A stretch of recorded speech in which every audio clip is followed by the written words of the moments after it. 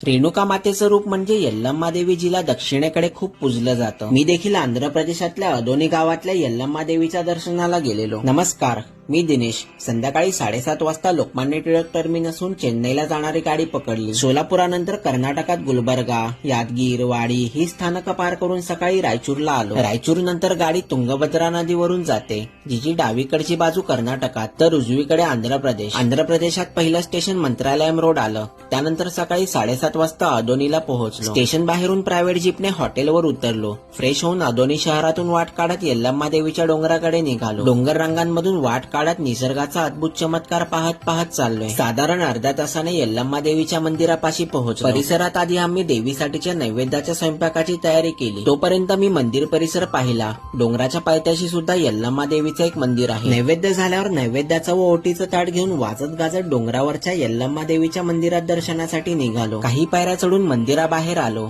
डोंगराच्या मधोमध दगडांमध्ये हे मंदिर वसलंय. गाभाऱ्यातल्या देवीचं दर्शन करून नैवेद्य व ओटी दाखवून बाहेर आलो. बाजूनेच डोंगराच्या मध्यातून प्रदक्षिणा मार्ग आहे. मार्गात नागदेवता तर दुसऱ्या बाजूला परशुरामांचं मंदिर आहे. संध्याकाळच्या प्रसन्न वातावरणात संपूर्ण परिसर पाहण्यात गुंग झालो. तुम्हाला सुद्धा माझा हा अनुभव व प्रवास पाहायचा असेल तर त्याचा संपूर्ण व्हिडिओ तुम्हाला माझ्या दिनेश नवले युट्यूब चॅनलवर पाहायला मिळेल.